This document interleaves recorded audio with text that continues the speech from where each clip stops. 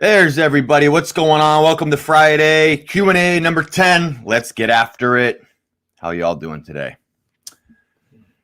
Welcome to episode 64, folks.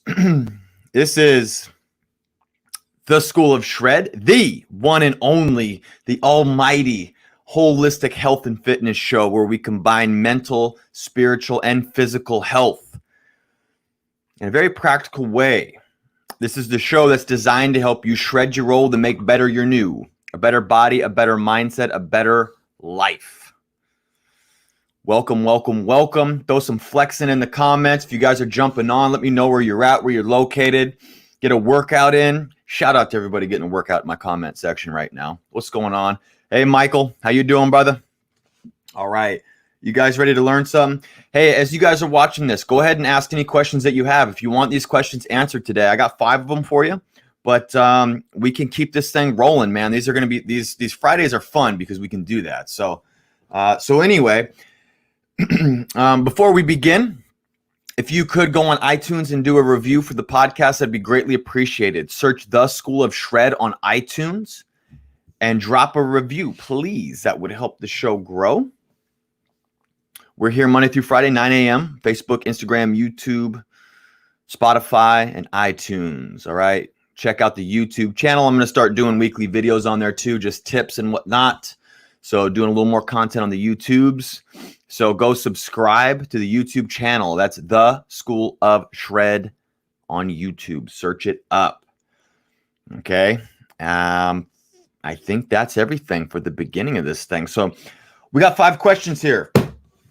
So what are these 5 questions? The 5 questions today are coffee alternatives for morning pick-me-up. Number 2 is the best time to train. Somebody had a question on what's the best time to train their body. Number 3 is saturated fat bad? Number 4 is how much protein do I need a day? And then the last one is tips for sleeping if I'm only sleeping 5 hours a night. Boy, we got to talk. Those are your 5 questions. So let's get into it. So number 1, coffee alternatives for a morning pick-me-up. So there's a few alternatives. So we got herbal tea. That's one of them. That's one that I like to throw in. I've been alternating that with coffee, and it keeps the effects of coffee very potent, which is good. But also, it's good to have days where you're not relying on coffee and not stimulating the heck out of your nervous system. If we want to start balancing our nervous system and worrying about recovery, one of the things that's really valuable is not overstimulating with caffeine, because caffeine will increase cortisol production. It's precisely why it wakes us up, but it's going to increase this fight or flight state in our body. And so if we want to have a rest and digest state where we want to maybe grow and recover, coffee can be antagonistic to that. So we don't want to overstimulate. So with that said, herbal tea can be a great option. Go to the store. I always tell clients, go to the store and grab a bunch of different teas and just start testing them out. Figure out which ones you like and which ones jive for you. I have probably 7 to 10 little boxes of tea in there. And so I got green tea. I got AM teas with caffeine in them. I got, nighttime teas that relax, like chamomile and such. But in the morning, sometimes I'll do chamomile in the morning. I'll do a relaxing tea in the morning, and I try to just set that relaxing vibe for the day, if you know what I mean. I want to just be chilling and killing. So herbal tea is good. You also have green tea is another good one. A cool thing about green tea is that it's got L-theanine in it. L-theanine helps balance and stabilize the caffeine so you don't get all jittery. It actually creates more mental alertness. So that's something that I like to do. I actually take L-theanine as a standalone product for my afternoon doses of caffeine. You also have kombucha tea. Now, I know some of you out there drink kombucha. Kombucha in the morning is great. I actually had to stop drinking it later at night because I, wasn't thinking for a while. I was being kind of boneheaded, and it's got caffeine in it. So it's a great time to have kombucha is in the morning, at the beginning of the day. There's a little bit of sugar in it, but you're getting a really good benefit from it. You guys can search ones that are lower in sugar too. There's different brands that are more fermented and a little more bubbly. So that's another option. And then you have mushroom coffee. So, a company like Four Sigmatic, I've been trying their stuff out. They got mushroom coffee, lion's mane, cordyceps mushrooms, which are good for the neuro stuff. That's right. You got to have the booch. So anyway, I interact with you guys. I don't know if you're just listening to this, in the future here, and you're just audio in this, you're like, what the heck's going on here? Why does he keep calling people out? So anyway, that is question one. And then we also have here, I got to pull this up because I've been trying to pull these up for everybody to see. So this is what we're going over is question one here. So yeah, these mushroom coffee alternatives are kind of cool. I've been throwing those in. So they have about 50 milligrams of caffeine for one of these little packets, but a lot of you're getting some of these mushroom blends and whatnot, and they're pretty good. I like going back and forth. So that's another option. So you have herbal teas, green teas, it's an herbal tea, but green tea is pretty standard. You have kombucha tea, you have mushroom coffee. And if you want to do the alternative coffee route. Okay. So let's get into the next question. Question 2 is best time to train. It's a good question. And this is one that honestly takes you exploring. So you have to figure out what is best for you. So some people like to train in the morning. Some people like to train in the afternoon. Some people like to train at night. I have a good buddy of mine who we pretty much see eye to eye on this. He's into bodybuilding, and he trains hard, and he likes to train in the afternoon after he gets a couple meals in him. I like to train in the mid-afternoon. I've done it for almost 10 years now. So I don't force myself to do early mornings just to do them. Now, if you want to do it, the mindset with that is that you get it done and it wakes your body up. That's great. In the beginning, I was just talking to a friend the other day on my personal Facebook page, talking about how, he wants to start working in the morning, but it's hard. He falls off the wagon and whatnot. Well, it's going to be hard in the beginning if it's a new routine, because your nervous system it gets used to the things that you do, and you get into the circadian rhythm. So if you get up and you work out every day in the morning, or whatever, however many days a week you work out, if you try doing that for 2 to 4 weeks, at the end of that time period, you're most likely going to, at that point, be ready and alert to wake up and do it. You got to start creating these things as a habit, because it is hard to get up and do it right in the morning if you're not, a morning person. For me, I'm a much more meditative type person. So when I wake up in the morning, I have a routine. I journal. I do gratitude. I do meditation. I like to drink coffee. I like to read. I like to nourish my brain. I'm very, very meditative. So, and I keep my phone on airplane mode until at least 8 a.m. If not, till pretty much right up until this show goes live at 9 a.m. here. But anyway, I'm calm in the morning. So sometimes I'll get after it in the morning, but for the most part, I'm usually chill in the morning. So I like to train at like noon, 1 or 2. That's me personally. Is that the best thing to do? No, you got to figure out what's best for you. So you might want to train really late. I had a time like 8 years ago when I worked in the corporate gym. I loved training at night. I liked getting after it like 9 o'clock. I'd get off work and I would train. I really liked that, and honestly, the thing is that you will probably change the time period or the times that you train as your fitness career, progresses. So you got to figure out what's best for you. When is your central nervous system most awake and alive and ready to, put forces through it? When are you most mentally aware? If you feel like you're really groggy and whatnot in the morning and you're trying to do, real methodical lifting or exercise program from home or whatever it is, it's real important. One of the things that I teach a lot is this connection between, neurology and then muscles, and this neuromuscular connection. And so when you're executing things, you want to be thinking. You don't want to just be mindless. So, I like to do early morning walks, but that's about it on that. But, I've also done early mornings for periods of time. And after a while, I start to really like it. So it just depends on what your schedule is, what it permits, and when you feel most awake. There is no best time. The best time is to get it in, to get after it. That's the best time. With the cardio thing, there's a lot of this stuff. It's like, well, it's doing fasted cardio, best for fat loss. I'm here to tell you, I fast pretty much 24 hours a day, and I do one huge meal. And so everything I do is fasted now. I do all my walking, all my steps fasted. I do all of my exercise fasted.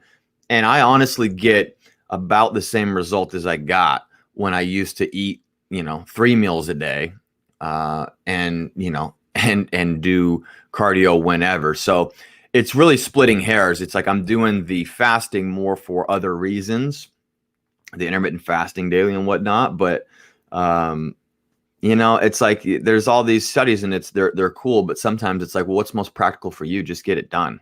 Don't worry about splitting hairs. Just worry about getting it done. So anyway, you got to figure out what works best for you. Thanks for your question, man. That's a good one. Let's move on to question 3, which is a doozy. So is saturated fat bad? Well, saturated fat, is it bad? Well, this has been part of this diet heart hypothesis, where saturated fat has been, said to cause heart disease and atherosclerosis and all that. This one is a really interesting one that's going to take some time to unlearn the notion that natural saturated fat is somehow worse than man-made vegetable oils and excess carbohydrates. So there's a few things to consider when we want to just a blanket statement. Can saturated fat be bad? Absolutely. Can saturated fat be good? Absolutely. So it's like context dependent. So how many calories are you eating? Are you eating this big fat surplus? Where are you getting your saturated fat from? What percentage of that is in your diet? What percentage of your diet is carbohydrates in relation to saturated fat? If you're doing a little saturated fat, a good amount of carbohydrates, but you're also doing good monounsaturated fat, like a good extra virgin olive oil, a cold pressed one. That's a big difference between doing a lot of carbs and a lot of saturated fat. So saturated fat can increase triglyceride numbers, but if you are burning fat primarily for fuel, well, then you're going to use those triglycerides. So triglycerides are basically your storage form of fat. And there's a hormone called hormone sensitive lipase. It's an enzyme activity that happens to mobilize fatty acids and these triglycerides and get them into the beta oxidation cycle, and then use them for our beta oxidation phase, and then use them for fuel, for energy. So you actually use saturated fat for energy if you're doing like a ketotic type diet. Now, there's some interesting studies. One was done where they did angiograms, which is like where they put dye into some of the main arteries around the heart, and they can see what like blockages are going on.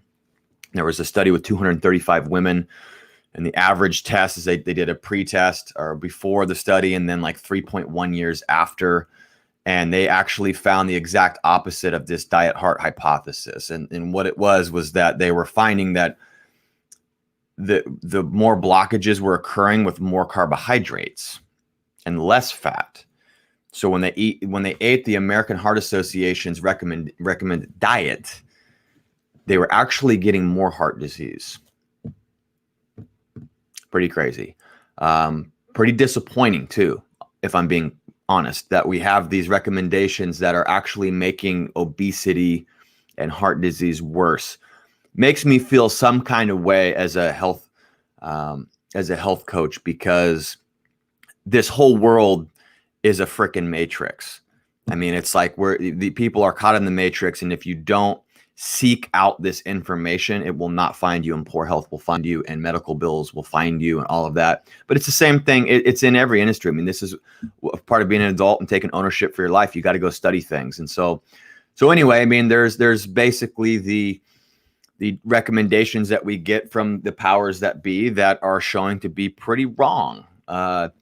And in this study of 235 women who already had heart disease, they actually showed that the ones who had higher saturated fat, lower carbohydrates, they actually improved their blockages with these angiograms. So there's that. There was another one, like 50,000 Japanese folks that they did, and they found pretty much the same thing. It was a collection of a bunch of, numbers and studies and whatnot. So just really the big thing to take into consideration here is context. So like if you're eating a fat surplus and you're eating both carbs and fat, I do not recommend that. I don't recommend like, oh, saturated fat's just blanket statement good, but I'm going to have it in the presence of an inflammatory high carb diet. You want to pick a road. If you're going to do higher carbohydrates, then bring the fats down a little bit. Get enough fat, like 0.4 to 0.5 grams per pound if you're a macro counter, but or just eat whole fatty meats that provide a good amount of it, and then eat your natural carbohydrate sources. A lot of this stuff, nature has it packaged in ways that you can't overdo it if you just eat more of this Paleolithic style diet, which is meat, vegetables, nuts, seeds, oils and whatnot sparingly. Because obviously you can overdo those if you're just trying to do this straight Paleolithic thing. But if you're eating natural foods, it gets really hard to just over consume this type of stuff. It's only when we start getting some of these boxed foods and adding stuff and making wild recipes and whatnot that we can run this real issue here. So the saturated fat, it depends, just like everything else. It's context dependent. I eat a lot of saturated fat, but I also eat an extremely low carbohydrate diet. And when I do have carbs, I make sure that they're from God-grown earth sources that pretty much you pick out of the ground that way. Is primarily what I try to hover around. You're not going to catch me eating a bunch of breads and pizzas and stuff like that. So, or pastas. So you're not a terrible person if you like any of those things, but you might want to clean it up a little bit. No, I'm just kidding. But it's up to you. So it's context dependent. All right. So there's no blanket statements here. If you're in a calorie deficit cutting and you want, and you have more saturated fat in your diet, it could potentially be a really good thing. It could potentially be cardioprotective. And that's, we got to stay on what the research is showing and whatnot, and look at both sides of the equation. Look at the fact that saturated fat can increase triglycerides and some cholesterol. And, if you have inflammation and C-reactive protein is high, there's a lot of inflammation in your body, it could be an issue. But if your inflammation is low, doesn't seem to be so much of an issue. So interesting stuff. Question 4, how much protein do I need a day? Well, thank you for asking that question. You have kind of a ballpark, as long as you don't have serious health implications and kidney failure and liver issues and all that. So for a general population, what I've learned in, some of the certifications that I've done, some of the nutrition courses I've done, is 0.7 grams per pound of body weight up to 1.0 grams of protein per pound of body weight. Okay. And so low end of the spectrum would be like 0.4 grams per pound of body weight. Okay. High end of the spectrum is like 2 grams per pound of body weight. All right. That's a huge gradient there that you can be within. But, I have one of my textbooks I was looking at. There's a bunch of different, recent studies that have been done on for muscle mass and maintaining muscle tissue, but also getting enough to supply demand for exercise and whatnot, like practical protein consumption, not what's the baseline, the minimum amount that you need, right? But what's actually going to allow you to, potentially add some muscle if you're working out. That's important to look at. We need not just how much do we need as a baseline to just maintain our bodies, but what's going to be optimal for living a vibrant life and having muscle, which creates more bone mineral density and all this good stuff. So it looks to be around 1.0. So if you're 180 pounds, 180 grams of protein a day. Is it lean body mass? Is it fat mass? Honestly, it's not as big of an issue. So if you're 300 pounds, but your lean body mass is 200 pounds, there's certainly nothing wrong with doing 200 pounds, right? 300 pounds, it shouldn't be 300 grams of protein a day. It shouldn't be an issue. That's just going to be a lot of freaking protein. And what you're probably going to have to do is drink a lot of protein shakes, which I don't recommend. I don't recommend supplementing, a ton like that. Try to eat all this stuff natural. And so if it's reasonable and it's around 200 grams a day, that's, that's several good feedings of protein per day. A lot of times I'm getting 0.7 grams. I'm on the lower end of the spectrum because I eat infrequently. So honestly, as time's gone on, if I'm going to kind of refeed my body, I try to refeed with, lots of good meat and protein and whatnot. So I have these big spikes during the week, but I also have days where I go really low on protein. And the most important thing, that I have found, through my own trial and error with myself is that because I test a lot of stuff on myself for a long period of time before I even try and bring it to clients, and it has to be related to their goal anyway before I'll bring it to a client. If it doesn't have any application to a client's goal, I don't impose my goals on my clients. But I test a lot of this stuff out, and what I've noticed is that exercising, creating the demand for muscle tissue, and basically reminding your body that it needs to keep this muscle tissue, and that there's just a need for this. Honestly, I mean, you can have days where you go lower on the protein and be all right. So, but definitely protein is the macronutrient I take very seriously, though. I mean, if I'm looking, like if you're to look at what I eat, when I'm eating protein, fat stuff first. I prioritize that. And that's pretty much the most important thing. Everything else, honestly, is just filler food, in my opinion, to me, when I'm looking at a plate. But with that said, if I'm eating one big meal a day, it could be hard to get 108. I'm 176 pounds. It could be hard to get 176 grams of protein in one feeding.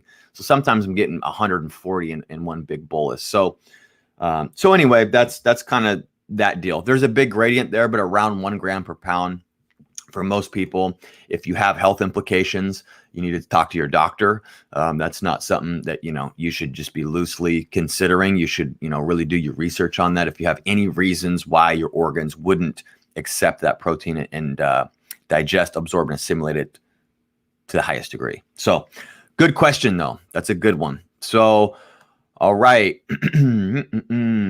Number 5, question 5, last one of the day, unless I start getting some questions here, folks. Okay, school. So last one is tips if I'm sleeping only 5 hours a night. Ho! Boy. 5 hours a night. Man. Why are you sleeping 5 hours a night? That's an issue. No,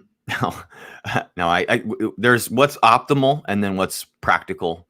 I know a lot of us, it's tough. I train a lot of business professionals and they're busy, and I'm busy as well, but I take my sleep very seriously. If you want a book that will really, really scare you straight on sleep,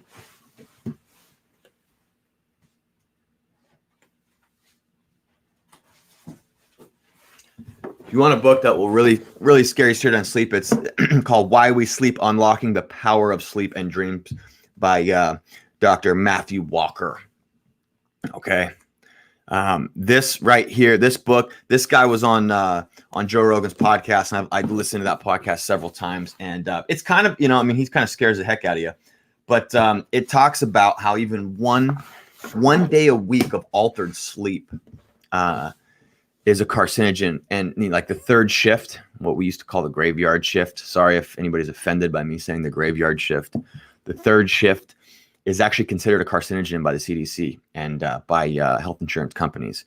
So like that's how important the circadian rhythm is, and sleeping when it's dark out and getting up with the sun and not altering sleep patterns and getting enough sleep. This Alzheimer's thing that's really interesting is that they're looking at it to be started 20, 30, 40 years before you actually get Alzheimer's. There's this stuff called beta amyloid plaque that builds up in your brain. And when you sleep, it's basically like your brain turns into a dishwasher and starts to clean out all the blood vessels in your brain, so you don't start to get inflammation and this buildup. There's some stuff that you can do. So if you have a good high quality cold, I'm always saying high quality cold pressed extra virgin olive oil, an Evo. If you guys are doing that daily, olive oil. A high quality cold pressed olive oil has oleocanthols in it that have been shown. I can't remember the university that figured this out, but have been shown to actually help reduce this beta amyloid plaque buildup. So that's one little hack that you can use to help, one of the implications that will happen of lack of sleep. But there's like a very small percentage of people. I think it's like less than 5% of the population has a gene where they actually don't need to sleep the full like 7 to 9 hours, but I wouldn't rely on you being that person. Just like I wouldn't rely on, a lottery ticket cashing in and you getting $50 million. So, we want to try and start to look at that sleep. So if you can, here's a couple tips. Number 1 is, sleep more. I got to say that. I mean, take it seriously. I recently quit doing Friday mornings training clients because of all the stuff that I've learned about sleep. So I do not alter my circadian rhythm anymore. I won't do it. You can't pay me enough to do it anymore. I used to get up. So, typically my schedule for several years of training clients was, I would wake up at 9 in the morning. I would go to bed at midnight or 1 in the morning. So, give or take that little bit of time between midnight and 1. Did that for a long time, Monday through Thursday, Saturday and Sunday. I would do that. And so, that was what I did. But then on Fridays, what I would do is I'd wake up at 4 in the morning. I would leave the gym at 10 p.m., 9 or 10 p.m. on Thursday. I'd get home about 10:30, 11. I would eat. I would go to bed about midnight or 1, and I'd have to wake up at 4 in the morning. So I had one really sleep-deprived day where I'd be at the gym from 5 a.m. till about noon. And I was always I felt like half drunk almost, from sleep deprivation. It's a really weird feeling. And after, reading this book and learning that even one day a week could lead to poor long-term health, I just decided I'm not going to do that anymore. And so now what I do, because I run the school in the morning and I run 2 businesses now, I've altered my schedule. So now I go to bed at 11 and I get up at 7 a.m. So I actually get up early like an adult. I don't sleep in all day. But hey, whatever. It's all relative, right? I start training people at 2 in the afternoon. So anyway, there's the crows. They're pulling up to hang out in my yard for the day. So anyway, that's kind of the deal there is I, 11 p.m. to 7 a.m. every day is when I get up. I don't vary it on weekends, my birthday, holidays, it's the same every day. And I recommend that you do that and start to sleep more. Try to get at least 7 hours and anything better than 5. The second thing I'll say is take naps. Okay. Take naps.